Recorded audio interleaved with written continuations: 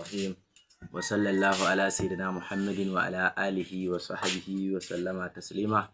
muna godewa Allah sannan muna godewa habibinsa sayyidina rasulullahi sallallahu alaihi wasallam da Allah ya so ya ga dama wato sai muka zamo wato masoya muka zama mutane da Allah ya so ya ga dama sai muka zama mutane.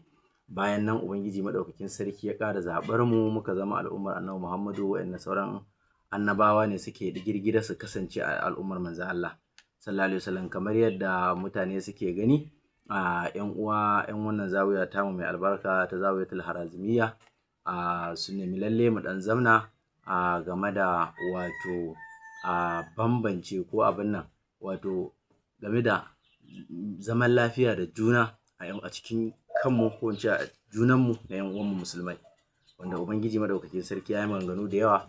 A'udhu billahi minash shaitanir rajim, bismillahir rahmanir rahim. Allah yana faɗa a cikin alqur'ani mai girma a cikin suratu ali imrana aya ta wato 103. Allah yana cewa bismillahir rahmanir rahim wa tasmu bi hablillahi jami'an wa la tafarraqu wazkuru. Allah ya ce ni'matallahi alaikum iz kuntum a'da'an fa allafa baina qulubikum fa asbahtum bi ni'matihi ikhwana. Allah yana cewa wa atasimu bi hablillahi jami'an, ku yi riƙo ko ku yi tsaiwa, ma'ana game bi hablillahi ku riƙe ku damƙe wato igiyar Allah shine addinin musulunci. Wala tafarraqu, kada ku rarraba. Wazkuru ni'matallahi, Allah yana faɗa yana cewa ku tuna da ni'imomin ubangiji madaukakin sarki wato alaikum a gare ku. Iza kuntum, da kun kasance a'da'an maƙiyan juna, fa'allafa baina qulubikum, sai ubangiji ya tattara zukatanku ya sanya muku ƙauna. Fa asbahatum bi ni'matihi ikwana, sai kuka waye gari wato cikin ni'imar addinin musulunci, wato kuka waye gari a matsayin yan uwan juna. To ala ayi halin maganar da zamu yi dama zamu yi wato magana ne game da wato yan uwan juna ko haɗin kai ko makamantansu. To anan wannan aya ta haska mana duk abin da zamu yi magana akai, wanda in muka koma cikin suratul hujurat, Allah madaukakin sarki cikin aya ta 10 yana cewa bismillahir rahmanir rahim innamal mu'minuna ikhwatun fa aslihu baina akhawaykum. Allah yake cewa wattaqullaha la'allakum turhamun. Yace innamal mu'minuna, lalle su mu'minai ikhwatun uwan juna ne, fa aslihu, ku zamanto masu wato sulhu, masu daidaita tsakaninsu, baina akhawaykum, ma'ana ku zamanto masu daidaita tsakanin yan uwanku. Allah ya ce wattaqullaha, mu ji tsoron Allah, la'allakum turhamuna, ko ma samu babban rabo. To wannan aya idan muka tsaya muka kalle ta, anan Allah ya ce lalle mumini dan uwan mumini ne. Idan ka yarda kai mumini ne, to a addinin musulunci kwata-kwata addinin musulunci wato soyayyar juna ita ce fauka. Soyayyar juna, kuma babu wani abu da yafi ƙaunar juna cikin Allah. Yawwa, babu ta'addanci, babu kishe-kishe ko makamantansu a cikin addinin musulunci. A ƙasa akwai hadisi, qala rasulullahi sallallahu alaihi wasallam masalul mu'minina fi tawaddihim wa tarahumihim wa ta'adufihim, yace masalul jasdi izashtaka minhu urwun tada'a wato lahu sa'irul jasdi bisahari wal humma. Annabi Muhammad sallallahu alaihi wasallam yake cewa idan wani bangare na jiki wato masalul mu'mini, misalin mumini, fit tawaddudi, cikin soyayyar juna da watarahumihim, wato da kauna da jinkan junansu, wata adufihim, da tausayawa kansu, yace masalul jasadi, yace kamar misalin jiki ne. Yace izashtaka minhu urwun tada'a lahu sa'irul jasadi bisahari wal huma, wato idan wani bangare na jiki wato yayi zafi, sauran dukkan jikin wato za su yi rashin wato a barci da zazzabi. Bisahari wal huma, za su yi rashin bacci da kuma zazzabi. To shi mumini kamar haka ne, idan kafarka tana ciwo ko dan yatsanka yana ciwo ko na hannunka ko hannunka yana ciwo, idan ka sai ya kasa bacci saboda ƴan uwan juna ne. Ikhwatun fa aslihu baina akhawaykum. To wannan annabi Muhammad sallallahu alaihi wasallam ya nuna babu cin mutunci, babu zagi in zaga, babu wato fito na fito tsakanin dan uwanka musulmi. Sannan shugaba sallallahu a wannan hadisi yana cikin sahihi Bukhari, hadisi ne na 611, ya fito a cikin sahihi Muslim, hadisi ne na 2586. Sannan an karɓo wani hadisin an Abi Musa, daga Abi Musa ƙala yace ƙala Rasulullahi sallallahu alaihi wasallam, shugaba sallallahu alaihi wasallam ya ce innal mu'mina lil mu'mini kal bunyani yatashuddu ba'arahu ba'aran. Manzon Allah sallallahu alaihi wasallam yake cewa lalle innal mu'mina lil mu'mini, lalle tsakanin mumini da mumini yace kal bunyani, kamar gini ne ko kuma kamar katanga ce. Wato kamar katanga ce da irin kafar katangar nan da ake yi. Da ba katangar, kafar an ke ita kadai za ta tsaya ba ta tsaya ba. To sannan kuma ita kanta katangar, kafar ita take taimaka mata. Shine sai shugaba yake cewa kalbuniyani, kaman gini ne, wato ya shiddu ba'arahu ba'aran, wato yana karfafar shashi ne zuwa shashi.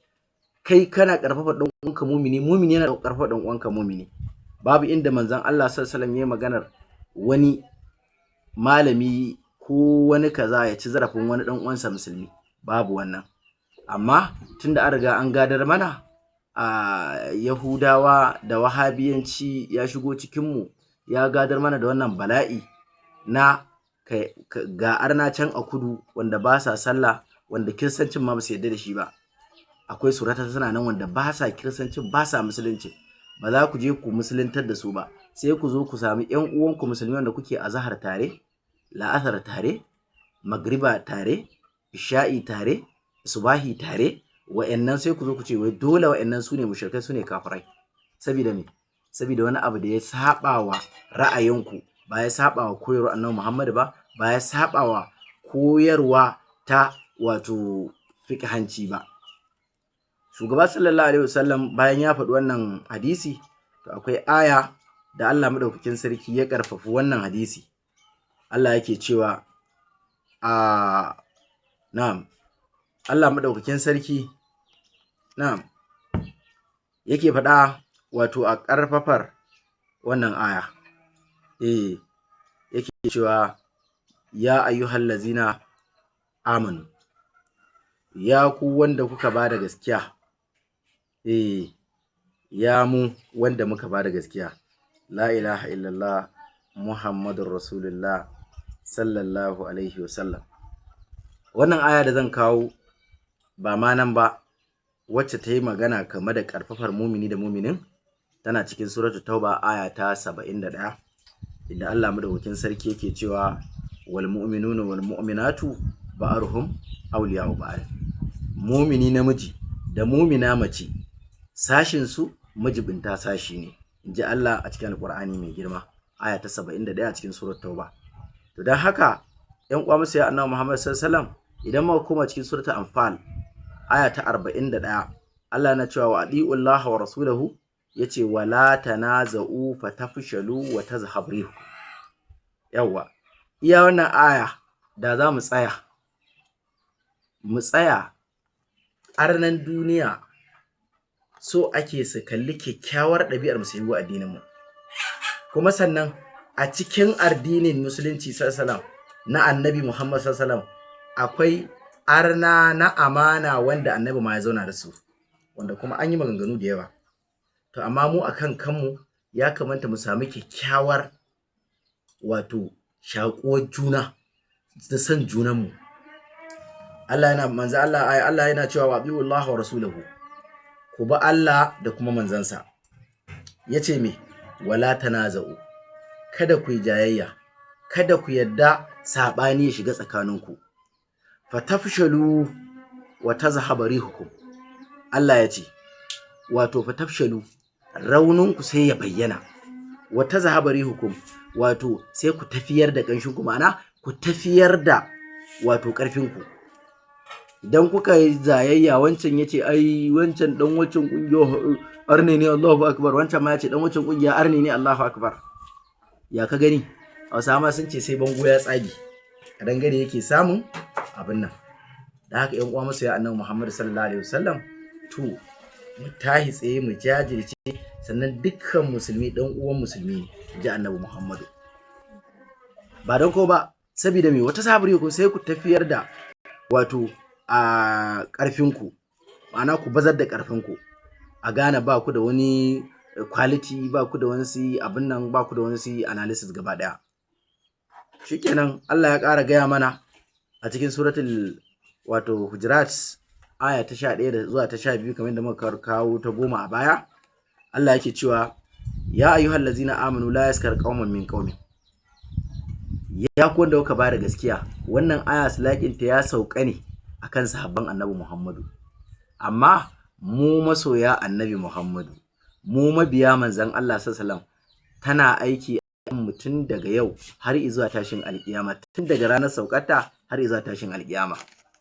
Dan haka Allah yana cewa ya ku wanda kuka bada gaskiya, sahabban annabi Muhammad sallallahu alaihi wasallam, har izuwa mu, ya mu da muka bada gaskiya, Allah yake cewa me, la yaskar qauman min qaumin, wato kada ku yi izgili, wato kada wata al'umma ta wata al'umma izgili.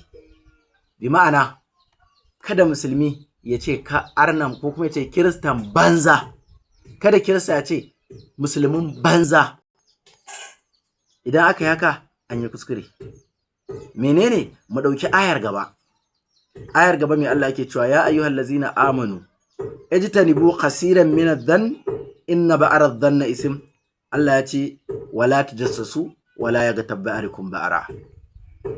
Allah yake cewa ya ayyuhallazina amanu, ya ku wanda kuka bada gaskiya, ijtanibu kaseeran min adh-dhann, ku nisanci yawan zato. Yawan zato ku nisance shi, ku nisance su gaba daya. Mafi yawan zato to duk ku nisance su. Me ya saka za a faɗa haka? Kamar an tambayi ubangiji madaukakin sarki, sai ubangiji ya ce inna ba'ara dhanni ism, lalle shashin zato wato laifi ne, shashin zato kuskure ne. Allah ya ce wala yaghtab ba'arukum ba'ara, kada ku yi gulmar, kada shahi su yi gulman shashin su. Wannan wato Allah yana magana ne da mu'minai tsantsa, ma'ana musulmi masoya annabi Muhammadu sallallahu. Amma shi Qur'ani yana magana ne da yanzu, iya magana ne da jiya, iya magana da gobe, iya magana da jibi, iya magana da baɗi. Da haka in aka ce ga kana Najeriya, musulmi ne kai a Najeriya, ƙasar nan ta musulmi ce, ta Kirista ce, kai har fegan ma inda akwai tasu ce. Musulmi ya isa ya kori Kiristan daga Najeriya? Ba zai yi ba. Kiristan ya isa ya kori musulmi daga Najeriya? Ba zai yi ba. To me? A zauna lafiya saboda a kawo wa ƙasa ci gaba. Dalili kuwa akwai hadisai da annabi yayi magana, da zamu kawo su insha Allah a ƙarshe. To ala ayi halin kenan, Allah ya ce kada wato wani sashi ya wani sashi gulma ko munafunci. Kamar yanzu kaga yanzu gashi muna safar, nan da 'yan wasu lokuta Allah zai kawo watan haihuwar annabi Muhammad sallallahu alaihi wasallam, zaka ji hayaniya hayya. Wai su wayansu suna yaƙi kar ai maulidi. To ya ce kai? Ba a ce kai ba, ba a gayyace ka ba, ba a ce dole he ka zo gun ba, kai ba a ce ka toshe kunnan kai ka bar garin ma gaba ɗayan za a yi. Ka gani? Kai duk abin da kake yi ba a ce ba haka ba, amma kai da mutum ya fara hayya. To masu ya annabi Muhammad, wannan ba addini ne koyar ba, sannan ba musulunci bane. yawa san ranku ne da san ran zuciyarku. Mai annabi Muhammad sallallahu alaihi wasallam yake ƙara jaddada mana, annabi yake cewa wala tajassasu, kada ku tsananta bincike. Yau duk abin da ya faru in ba akan addini bane to kada kai bincike. In aka yi bincike kai ma aka yi ma tonon kwakwaf din na rahoton, aka dinga daukar rahotonka, wallahi ba za ka kai ba, kwata ba za ka kai ba, ka kai labari ba, kwata ba ka kai labari ba. To Allah ya hana daukar rahoto, ya hana binciken kwakwaf, ba da kusa da sai annabi Muhammad sallallahu alaihi wasallam yake cewa na'am Nu'man bin Bashir, an karɓo hadisin daga Nu'man bin Bashir, kala yace kala Rasulullahi sallallahu alaihi wasallam, shugaban halitta annabi Muhammadu tsira da aminci Allah sai ƙara tabbata a gare shi yace, aljama'atu rahmatun wal firqatu azabun. Wannan hadisi yana cikin kitabu sunnati na ibnu Asim, na ibnu Abi Asim. Yawa Albani ya inganta wannan hadisi, yana cewa aljama'atu rahmatun, ma'ana a haɗin kai, ku haɗa kanku ku taru to rahama ne. Yace me kuma wal farqatu azabun, rarrabuwar kayi kuma yace to azaba ce. To ala ayi halin anan an ce ku haɗa kai, misali an ce ku taru iya musulmi ko ku iya ƴan waccan kungiya ko ku iya ƴan waccan kungiya, kai ba ma ta aka ce iya musulmi, ku haɗu gaba ɗayan ku, dukkan ku mutane ne, mazan ku da matan ku a cikin Allah, musulman ku da kristocin ku a cikin, kowa ya rike addinin sa. Lakum dinukum waliyad-din. Yawa naku addinin yana gare ku, namu yana gare mu, kowa ya nasa, me ya kawo fada, tunda dai kasan nan tamu ce gaba ɗaya, kuma kafiran amana ne, mu ma musulman amana ne a gunku, dole ku zanna da mu lafiya, babu gori babu yafice, kuma mu ma dole mu zauna da ku lafiya, domin kasar mu ce tare. Yawa ba zuwa muka yi ba, kuma ba zuwa kuka yi ba, anan aka haife mu, anan aka haife ku, kowa a zauna lafiya. Wannan kenan. Shugaba sallallahu alaihi wasallam, akwai wani hadisi an Abi Hurairata, an karbo daga Abu Huraira, Allah ya kara masa yadda, yake cewa anin nabi sallallahu alaihi wasallam, daga shugaban halitta annabi Muhammad sallallahu alaihi wasallam, kala yake cewa ayatul munafiqina salasun, wato alamomin munafikai guda uku ne. Yawa alamomin munafikai guda uku ne.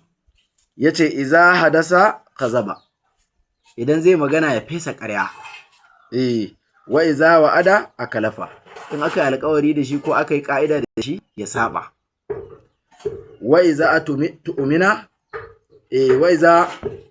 utumina, in aka amince da shi kana yin ha'inci. Da wannan alamomi ne na munafiki. To ina aka samo tabbacin ina munafikin yake? Hadisin yana gaba. Wannan hadisi yana cikin sahihi Muslim, hadisi ne na hadisi ne a cikin sahihi Bukhari na 33, hadisi ne a cikin Muslim kuma sahihi Muslim hadisi ne na 50. Wannan kenan. Hadisi na 59. Wannan kenan.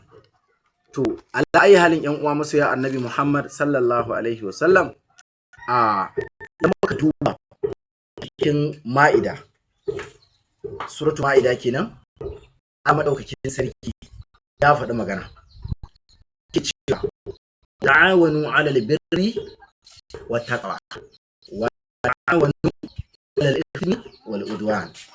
Yace ku yi taimakekeniyar juna, wato alal birri, cikin biyayyar Allah, cikin wato akan alkhairi, wattaqwa da tsoron Allah. Wala ta'awanu, kada ku taimakekene juna alal ismi wal udwan, wato akan zalunci da kuma zunubi. Ism kama a ce laifuka, wal udwan da kuma kiyayya ta juna. To mu dauka wannan fassara ta Ibn Kasir din, wato alal ismi wal udwan akan zalunci da kuma zunubi. Ku taimake ne juna akan alkhairi da kuma tsoron Allah. Me yasa aka fara kawo alkhairi? Shi tsoron Allah ba alkhairi bane? Ma'ana me yasa aka fara kawo birru anan? Shi birru anan yana nufin ba bin Allah ba? To ai taqwallah ma bin Allah ne. To ashe kaga ana nufin wani abu ne. Birrun anan bin Allah ne, to amma ba iya bin Allah ba, yana nufin alkhairi kuwa ko da a ce dan uwanka musulmi ko da ba dan uwanka musulmi ba, dan uwa. Yawa. Shikenan. Yace wannan kenan. Kuma a cikin suratul shura, wato ayata wannan aya ta ce ma da makaranta a biyu, cikin suratul shura aya ta 38, shugaban halitta annabi Muhammad sallallahu alaihi wasallam yana wa amaruhum, wato shura bainahum.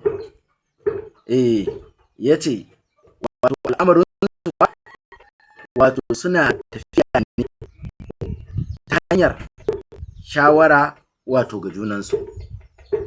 Wa amaruhum, wato al'amarin su kuwa yace me shura bainahum, wato suna tafiya ne ta hanyar shawartar junansu, ta hanyar shawara wa junansu.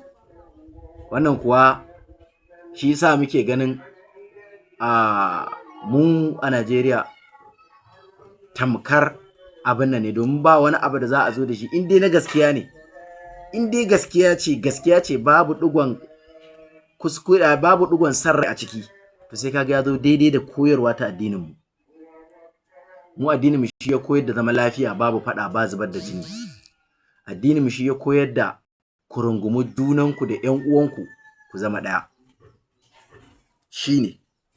Dan haka ku haɗu. Wannan ya saka zaka ga idan shugaba, har a yanzu a tsarin shugabancin ƙasa, idan shugaban ƙasa musulmi ne, zaka ga to ai mataimakinsa Kristan ne. Idan mafi yawa kenan. A wani kaulin kuma zaka ga idan misali shugaba dan kudu ne, to zaka ga mataimakinsa dan arewa ne. In shugaba dan arewa ne, mataimakinsa dan kudu ne. Saboda me? Ana nuna uwar mu daya uban mu daya. Wannan addini da ya raba mu, addini ne ya raba mu. Ku je ku yi naku, mu je mu namu. Arna ma wanda suke zaune da annabi ma sun ce, wato Allah ya ce wa annabi Muhammad lakum dinukum waliyadin, addinin ku iyagun ku, mu ma namu yana gunmu. Da haka ku yi naku mu namu, ba aibi bane. Yawa. Babu cin mutunci a tsakaninmu, barantana tsakaninmu na mu musulmai yan uwan juna, wanda annabi ya ta magana a kai. Wannan kenan. Shugaba annabi Muhammad sallallahu alaihi wasallam yake cewa an Abdullahi bin Amr wa an annabi sallallahu alaihi wasallam, wato daga Abdullahi dan Amr, kuma lalle manzo Allah sallallahu alaihi wasallam kala yana cewa arba'un man kunna fihi kana munafiqan khalisan, wa man kanat fihi kaslatun minhunna kanat fihi kaslatun minan nifaqi hatta yada'aha.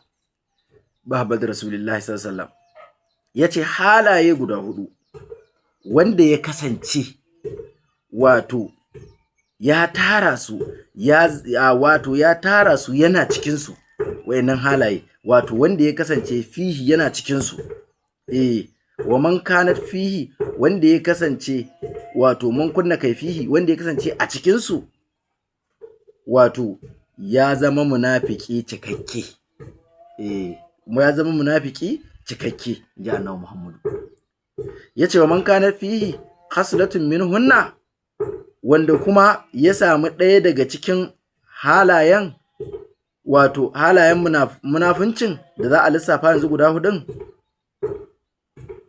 minan nifaqi, na daga munafincin, wato yana cikin munafircin.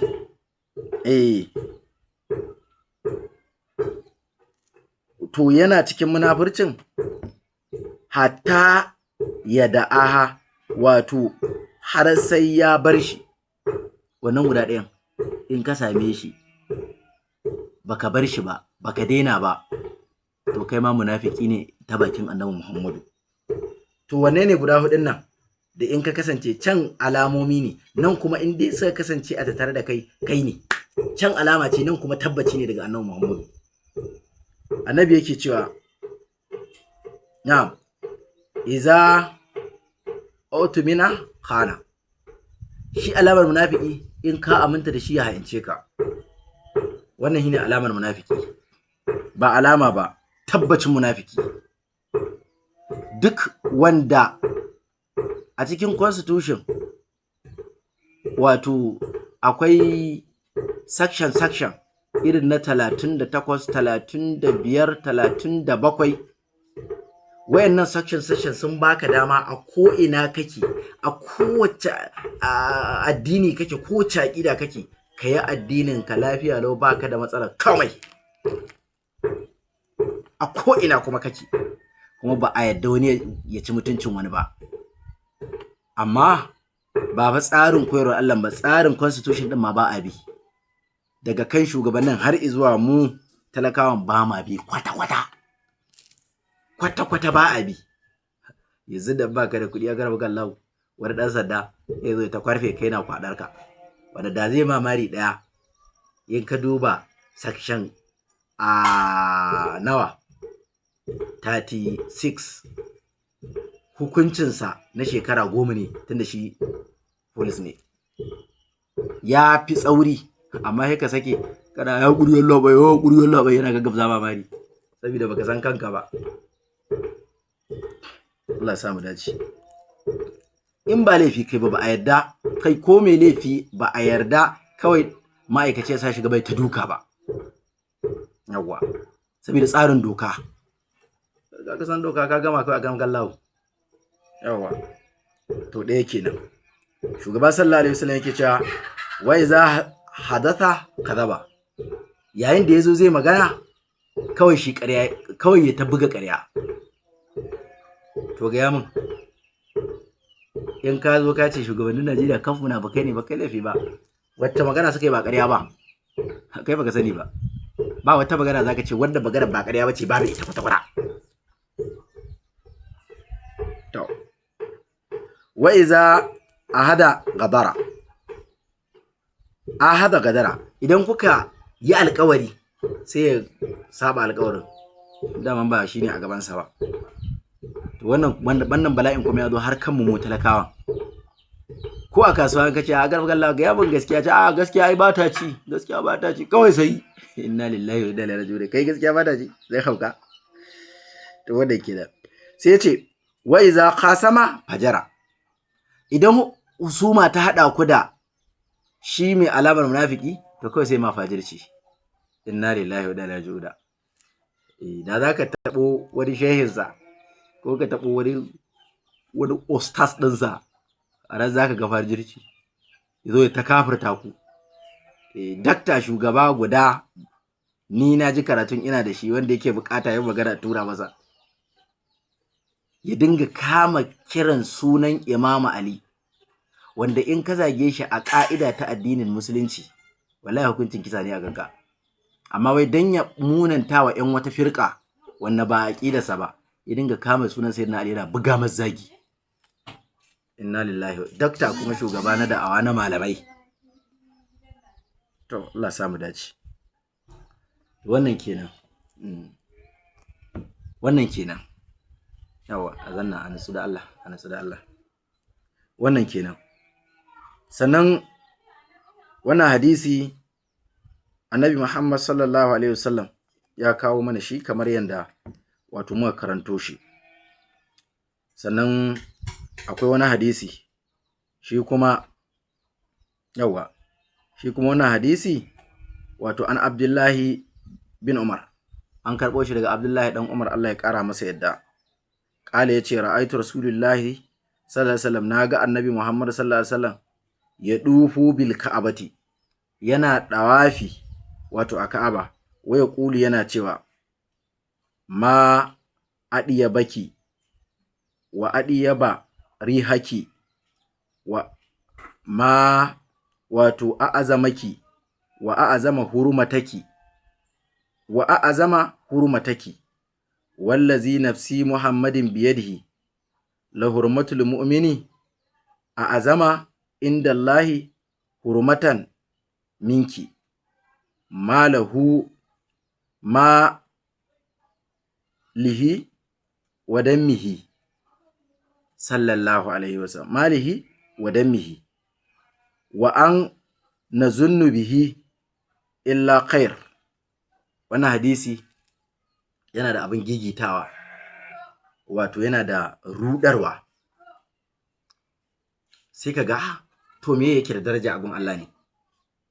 Amma mu yanzu Najeriya da wannan zamu gane cewar shugabanninmu ba shugabanni bane. Wannan ɗabi'un na addinin musulunci ne, amma akwai wanda ba sa sallah, ba sa zakka, ba sa azumi, ba sa komai, sun ɗauki wannan ɗabi'un kuma sun zauna lafiya. Kafin ka ji an ce bom guda ɗaya ya fashe a Ingila sabida san junansu da suke yi. Kai akwai wanda a layinsu in zai canza mota dan layinsu ya siya musu motar. Sabida me? Sabida san junansu. Mu yanzu kuɗi zaka samu sai ka tsere wa ƙaninka. Wata dama zaka samu baka so yayanka ya samu. Yan uwa ba haka bane? Haka ne. To amma ba ɗabi'unmu bane na addinin musulunci. Wannan kawai ɗabi'u ne da muka aro su a wani gu daban kuma muke kiran kanmu musulmai. Shugaba sallallahu alaihi wasallam yake cewa yana dawafi, inji wannan sahabi wato Abdullahi bin Umar yace na ga manzon Allah sallallahu alaihi wasallam yana dawafi a Ka'aba yana cewa wato ma adiya baki, yaya kyawunki yake, wa adiya ba rihaki, wato yaya kamshinki yake, ma a azamaki, yaya girman darajarki, wa azama hurumataki, kuma yaya girman martabarki take.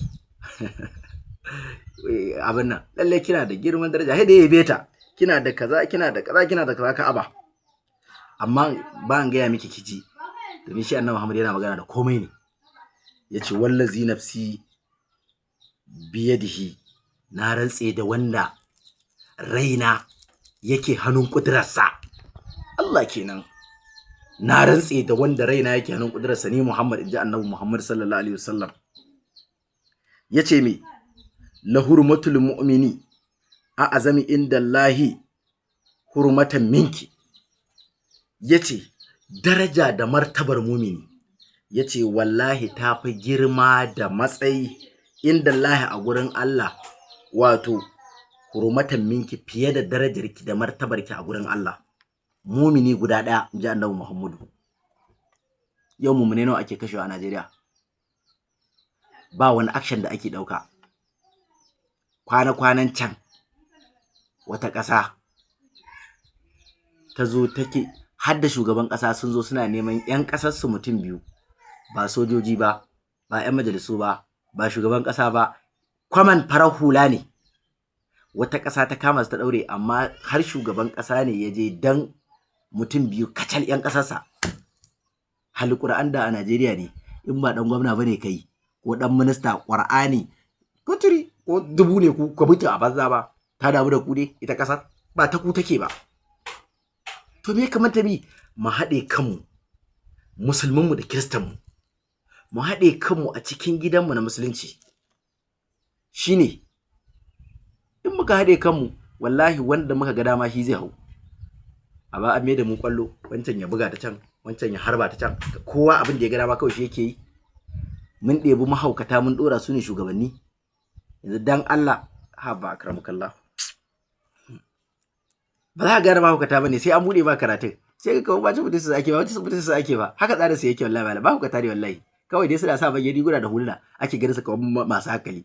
Yau da malam bai ta'alibi ya ce almajnunu mafululu. Ko da mutum da kala haukaza, wani ya samu kuɗi, wani ya samu mulki, wani ya samu kala, za ka ga haukansa. To Allah ya sa mu dace. Sannan shugaba sallallahu alaihi wasallam yake ce mata, wato malihi wa damihi, sannan da dukiyarsa da jininsa. Yace wa an nazunnu bihi illa khairan, kada wato kayi mummunan zato ga dan uwanka musulmi, wato kayi kyakkyawan zato. In za ka yi zato ga dan uwanka musulmi, to kar ka zaci komai a gare shi sai alkhairi, inji Annabi Muhammadu. To dan mu ƙara samun hujja, wannan hadisi yana cikin Sunan Ibn Majah, hadisi ne na 3932.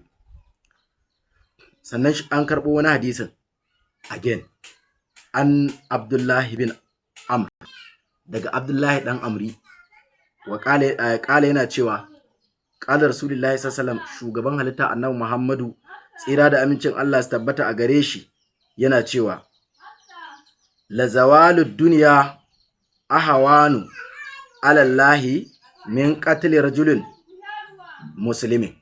Muhammadu Rasulullah sallallahu alaihi wasallam. Jama'a, ba mu da wani abu da ya kamanta wato mu so irin Annabi Muhammadu. Inna lillahi wa inna ilaihi raji'un. La ilaha illallah Muhammadur Rasulullah sallallahu alaihi wasallam. Ba ku ji Annabi yake cewa wato la zawalud dunya ahawanu alallahi min qatli rajulin muslimin. Rushewar duniya dukanta ta fi sauki a gurin Allah fiye da kashe ran ba fa mumini ba, musulmi guda ɗaya. Duniyar gaba ɗaya ta rushe gaba ɗaya, har Ka'aba, har komai, har tun masallatanta, to ya fi sauki da a kashe masa ran musulmi guda ɗaya kacal, inji Annabi Muhammadu. To ina ka samu yaƙi, ina ka samu kashewa? Babu faɗa kwata-kwata, babu kashe-kashe a musulunci, babu hi. Amma yau a garba galla ga hulas bi karka wanda kwala wanda ya maulidi ardi ne, Allahu akbar, haka ba akramu kallah, haba akramu kallah. Dan ba za ka yi ba, to ina ruwanka, kai hakuri mana. Faɗin da kake na wanda ya maulidi arni ne, kai ko za ka ɗebe baka zuba auta, wallahi ba za mu daina maulidi ba. Matsalar kenan, wallahi tallahi ba za mu daina maulidi ba, ko za ka ɗebe baka zuba mu auta. To kuma tunda ka san ba daina zai bi amfani faɗar, ka haƙura bara, ai ya fi lada. Ha gani? To wannan kenan, shugaba sallallahu alaihi wasallam ya gaya mana haka. Wannan hadisi yana cikin Sunan Tirmidhi, hadisi ne na 1385. Yawwa. Sannan ya fito a Sunan Nisa'i, hadisi na 3989. Yawwa. To wannan kenan. Sannan manzon Allah kai ba ma batu na kashe mumini ba, baka ji wani dadin. Yarhamukallahu. Azazallahu anna Muhammadan afdal ma huwa ahlihi. Malam, wanda ya gane manzon Allah ya huta wallahi. Abinda za ku fahimta, kun san karatu daban, fahimtar addini daban. Akwai mai karatu da yawa alquran bai fahimci addini ba. Akwai mai karatun da ya fahimci addini. Akwai wanda shi bai karatun da yawa ba amma ya fahimci addini. To inna ad-dina nasihatan, haka annabi ya ce. Addini gaba ɗayansa nasiha ne. Babu takurawa, babu casgunawa, babu gallazawa ga wani addini. Har ka je ka ce zaka kashe shi, ka yaƙe shi, ka waye. Haba akramukallah. Amirtu an qatilan nasa, wannan da aka faɗa, me yasa babun nuzul hazil hadis? Sai ka je ka nemo, ka ji a karatun yake. Ku dinga ɗauko karatu kuna ɗora shi a gun da ba bigiransa ba. To in haka ne ma an ce ka yaƙi dan uwanka musulmi? A ina aka ce ka yaƙi dan uwanka musulmi? Shi ne ya saka ai gashi nan yaro da sulaja ya fito ya kira sunan malaman naku ya bunka sai danna sa a cikin wuta, mu ga ta bala'i. Ida ba abu kada yi, ai ka tsoraci da zai kawo ya dawo kanka, ya jifa ai bala'i ne. Da ka wurga ya dawo kanka kuma wallahi sai ka dage ka sha. Ka gani? Sai ka dage ka sha. Amin. Da haka ƴan uwa, Allah ya sa mu dace. A ƙarshe akwai hadisi guda ɗaya da zan kawo wanda annabi yake cewa man aza musliman bi ghairi haqqin faka annama hadama baitallah. Wannan hadisi yana cikin wato Jami'us Saghir, wato Dabarani ne wato ya abinan ɗinsa. A cikin Jami'us Saghir yace man aza musliman, wanda ya cutar da ɗan uwa musulmi bi gairi haƙƙin, ba tare da haƙƙinsa ba, faka annama hadama baitallah, kai kamar ya rushe ɗakin Ka'aba ne. Cutarwa fa kawai ma, cutarwa fa kawai. Ya ka gani? Kai kaga wai sai suna fafata abin da haka ya uwa mu haɗa kanmu, musamman Tijjanawa, mu rabu da masu raddi. Addini dai nasihatun ne, sannan da kansa yake cewa alaikum bi sunnati wa sunnati khulafa'ur rashidin al-mahdiyyin. Khalifofi na masu hirwan nan, wallahi tallahi in ka tsaya ka faɗi gaskiya da sunnar annabi, kai ma kana ciki. Ba wai iya Abubakar, Umar, Usman, Aliyu su ne ba. Kai ma in kana kan kujera ta annabi Muhammadu, to ka gane wannan kujerar da za ka yi magana a kai ba fa ra'ayinka za ka faɗa ba, ba kuma san ranka za ka faɗa ba, koyarwar manzo Allah za ka faɗa. To in kai haka, to kai ma kana cikin wato khulafa'ur rashidin, halifofinsa masu shirwa, domin ya ce al'ulama'u warasatul anbiya, su malamai su ne magada annabawa. To da haka yan uwa masoya annabi Muhammadu sallallahu alaihi wasallam, muna masu baiwa kowa shawara da mu zauna lafiya kuma mu girmama kowa. A ƙarshe abin da zan rufe da shi, akwai wauta da wani ɗan uwa Dauda Adamu Abdullahi kenan da ya yi game da zagin wani malami namu na cikin addini. In ka ɗauki, kamar yadda ake faɗa, in ka ɗauki aƙida, ba musulmi na arewa Najeriya ba, musulmi na wato Afirka, kai na duk duniya wanda yake jin Hausa, yana ƙaruwa da Malam Isa Ali Fantami. Idan Malam Isa Ali Fantami ya shiga siyasa, to ya kamata a ce yana da wata riga ta kariya a gun 'yan uwansa musulmai. Dalili kuwa, mu bi muke zaune, akwai wanda so yake ya ji kayi kuskure ɗaya ya ce kayi 10. Su ne arna, ƙuru-ƙuru maganar take akan gallawo. Da kuma kun zo kuna zagin shugabanninku, wanda har agun Allah shugabanninku ne, tunda malamai ne. Ni ba